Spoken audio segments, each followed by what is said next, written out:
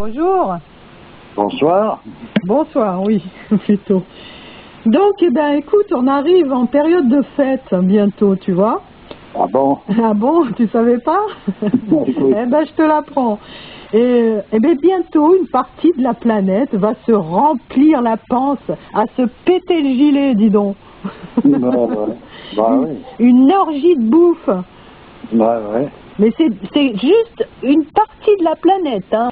Ah oui, il y a une autre partie que pour eux, ça va pas changer grand-chose. Ah ben non. Oui, ben, puis en plus de ça, ce qu'il faut concevoir, c'est vrai que c'est pitoyable, mais à part ça, ce qu'il faut encore savoir, c'est que c'est les seules choses qui restent encore pour maintenir l'humanité avec un petit moment de tranquillité, c'est-à-dire que pendant ce temps qu'ils sont en famille en train de casser une bonne graine, ils oublient tout le restant et puis c'est un moment de repos. Hein.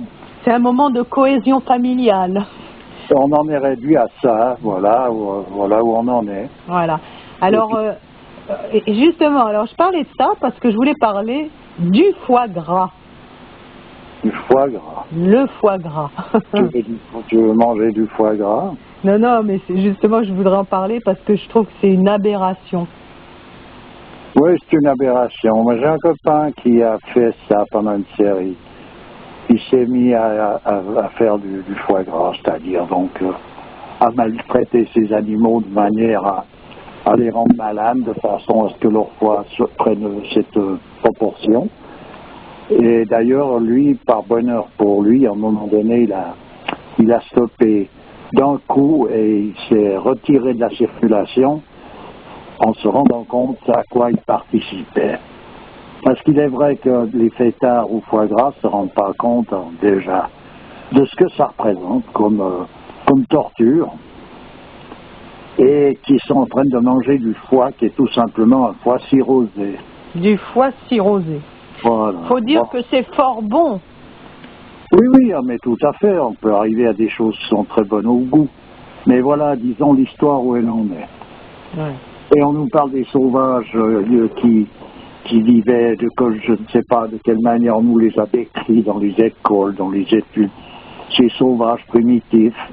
Et là, voilà à quoi la civilisation, l'homme civilisé peut s'amuser, disons. C'est à ce genre de gymnastique, là. Parce que le gavage, c'est une véritable torture quand même pour les animaux. Ah ben oui, c'est la torture. Ils le font eux-mêmes de se gaver à une certaine saison. Et ils ne gavent pas dans les mêmes proportions. Ça n'a rien à voir, disons. C'est vraiment d'une surdose. Et ils arrivent à se détruire le foie. Et c'est ce foie détruit, dégénéré, en somme, qui est le régal des fins gourmets. Ouais. On est mal parti, disons, là. Alors, j'avais vu un reportage là-dessus. C'est vrai qu'alors il y avait deux sortes de manières de gaver. Alors, il y avait la manière soft et puis il y avait une autre manière qui était plus brutale. Alors, mais bon, c'est du pareil au même, de toute manière. Oui, bah, tu sais, après, ils veulent nous arranger ça de manière à essayer de nous faire passer la pilule, quoi. Ouais. Mais en réalité, on est dans un monde de barbares. On n'est plus dans le monde, disons, de sauvages qui n'ont pas encore inventé l'eau chaude, mais on est dans un monde de barbares.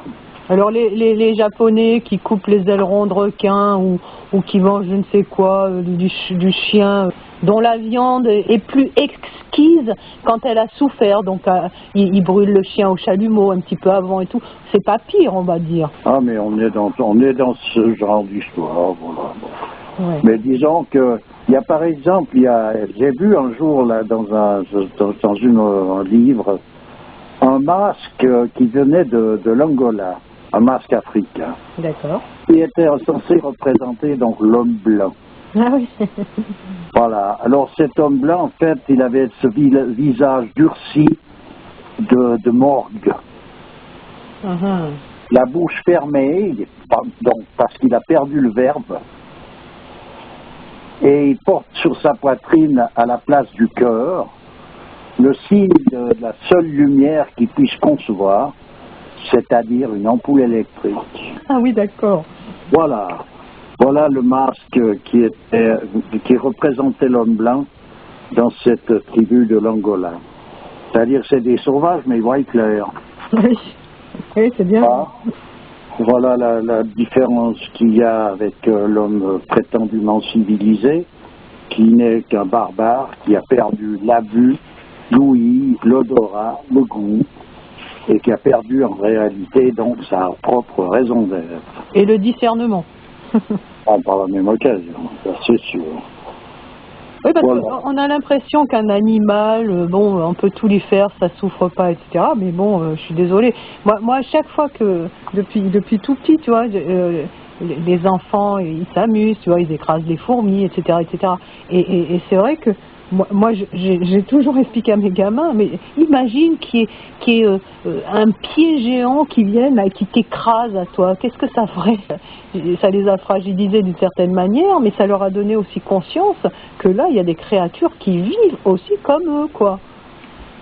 Oui, mais dans les écoles d'ailleurs, ils sont. Je vois mes petits-enfants qui vont à l'école. Tout d'un coup, il y a une leçon où il faut commencer à disséquer une fourmi ou un lézard. Et puis c'est un cours obligatoire, quoi. Je veux dire, c'est bon. On va pas commencer à polémiquer là-dessus parce que, franchement parler, c'est tellement pitoyable tout ce petit baratin que il n'y a plus rien à dire. C'est une histoire sans parole. Voilà. Parce que c'est la seule façon dont l'homme civilisé peut approcher les choses. Il peut connaître les souris qu'à partir du moment où il les démonte, il les désosse, il les découpe en morceaux les morceaux les plus petits possibles. Là, il va commencer à comprendre ce que c'est qu'une souris. C'est un petit peu, c'est ce que disait Servier quand il disait que l'homme blanc croit qu'en analysant un morceau de fil de cuivre, il va découvrir l'origine de l'électricité. Ouais, ça, tu l'avais dit déjà. Oui, je l'ai déjà dit et je le répète parce que c'est ça. Ouais. Et Jean Servier, c'était un personnage qui avait une position dans le monde social, c'est-à-dire que il a tout remis en question les dogmes évolutionnistes, matérialistes, etc. En fait, il disait que la civilisation occidentale, toute cette manière d'envisager la création du monde et de l'homme, quoi, ne vise qu'à calmer l'angoisse de l'homme blanc et à justifier son racisme. Pourquoi son racisme? Parce que son racisme, cette manière d'envisager les choses, avec ce mouvement, ces dogmes évolutionnistes, ça vise à calmer l'angoisse de l'homme blanc et à justifier son racisme. Oui, oui, d'accord. Si on parle de darwinisme, je comprends mieux. Voilà, mais c'est ça. Alors, après, si tu repousses tout ce tralala, tu t'aperçois que les hommes apparaissent finalement égaux en pensée, d'un bout à l'autre de l'espace et du temps. Ouais. Et de fait, comme il dit, beaucoup plus soucieux des choses invisibles que des biens de ce monde. Ouais. Ça a toujours été comme ça. Tout le monde a cru à la survie d'un principe invisible pendant tout le temps, depuis que le monde est monde. C'est-à-dire l'âme. Ouais. Cette mort charnelle, il y a toujours cette partie éternelle. Et c'est partout qu'il y a la même volonté, en somme, de considérer cet invisible comme la seule partie humaine qui soit vraie. C'est-à-dire la seule dimension qui est l'échelle humaine. Dans toutes les religions, dans toutes les traditions, partout, c'est comme ça. Et de ce fait-là, donc ça signifie, quand on prend cette position-là, que le comportement que l'on a à l'égard de tout, que l'on soit en train de festoyer, de faire ripaille ou de jeûner de gré ou de force, on se retrouve dans une attitude qui correspond à cette position qui est censée être la nôtre, c'est-à-dire la position de l'homme. Ouais. Tu vois? Alors que l'Occident, surtout à la fin où on en est en ce moment, tout le monde est finalement dans un état de peur. S'il y a la peur de la mort, tu vois, c'est l'aventure en somme qui représente une vie humaine, c'est étranger à l'homme. Ouais. Il ne sait pas ce qu'il est en train de vivre. Ça lui est totalement étranger. Ouais. Tu vois? Alors qu'avant, il considérait sa mort comme une véritable délivrance et ça se fêtait, quoi. Oui, puis ensuite de ça, il connaissait la raison d'être de l'homme sur cette terre. Pourquoi est-ce qu'il est venu? Voilà. Alors, il faut essayer de réapprendre à écouter un peu cette... C'est sûr que l'homme actuel, il vit comme un légume, il se pose même pas la question de sa raison d'être. Hein. Ah ben, bien sûr. Il mange, il boit, il consomme, il bosse, il dort, et puis voilà, quoi. Voilà, donc on a perdu, c'est ça, la parole perdue. Et par moments, il a besoin d'un exutoire, alors il se met à partir dans des éclatements terribles, puis voilà. Ouais, ouais. Des soupapes de sécurité, quoi, pour tenir le choc. Ouais, ouais. Et tu vois, même un personnage comme Albert Einstein, lui a mis à jour des choses qu'il a dit lui-même, donc il ne l'aurait pas mis à jour s'il avait été un scout. Ouais. Parce que les retombées sont dramatiques. Mais lui, il disait que le plus beau sentiment qu'on puisse éprouver, c'est le sens du mystère. Ouais. Voilà, c'est la source de tout art véritable pour lui, de toute vraie science, en somme. Ouais. Et il dit que celui qui n'a jamais connu cette émotion, qui ne possède pas le don d'émerveillement et de ravissement, Oui. car ses yeux sont fermés. Il aurait mieux valu qu'il soit mort, quoi. Voilà. Mais il est intéressant, ce Einstein, quand même. T'as vu l'audio là que j'ai mise dans mes favoris, Oh. Dieu a-t-il créé le mal? Et comme quoi, en fait, le mal, c'est le non-bien, quoi, en fait, finalement. Oui, c'est comme l'obscurité, c'est l'absence de lumière. Voilà. Et c'est intéressant. Et tu vois, un homme comme Jean Servier, on en a déjà parlé, mais c'est lui qui donc remet en question ces choses-là alors qu'il est placé. C'est un bonhomme qui a fait une carrière d'ethnologue au CNRS, Ouais. de 1949 à 1956. Jean Servier, docteur ès lettres, a occupé jusqu'en 83 la première chaire d'ethnologie et de sociologie à l'université de Montpellier. Et il est l'auteur de Traditions et civilisations berbères, des techniques de l'invisible et de l'histoire de l'utopie. Voilà des écrits qu'il a faits. Ouais. Tu vois? Je vois. Voilà. Bon, alors, si on mange pas de foie gras, on va manger quoi? Du poulet en batterie? Bon, écoute, on n'a pas beaucoup. Ou du saumon d'élevage? On n'a pas le choix, hein. On n'a pas le choix, de toute façon, on est dans ce genre de plan. Et il est intéressant pour quelqu'un de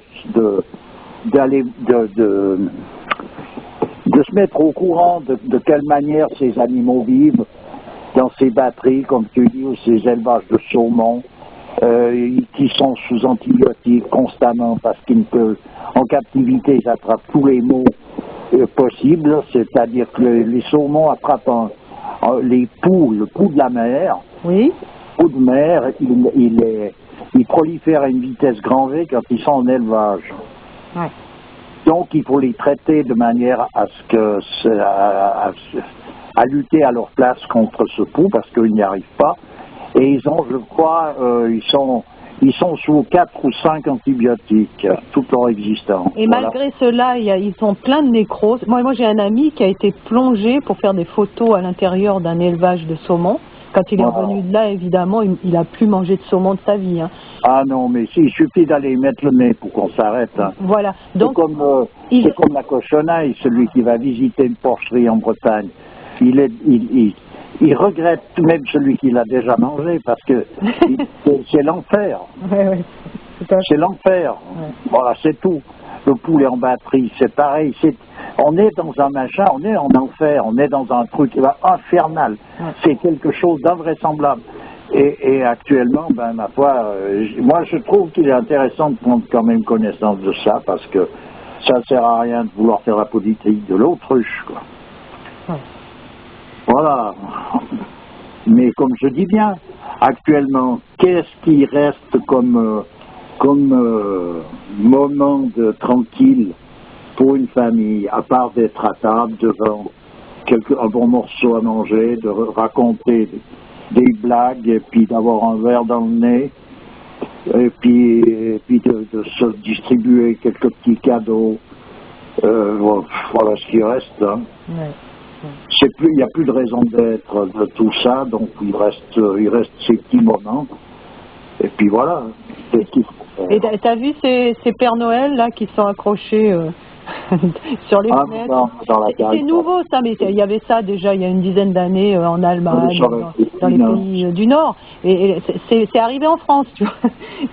Oui, mais ça va avec les petits nains, avec toutes ces caricatures. Ouais, c'est un peu grotesque. Hein, oui, bon, après ça, c'est accessoire, mais je veux dire, on vit dans le factice, on vit dans la supercherie. Ouais.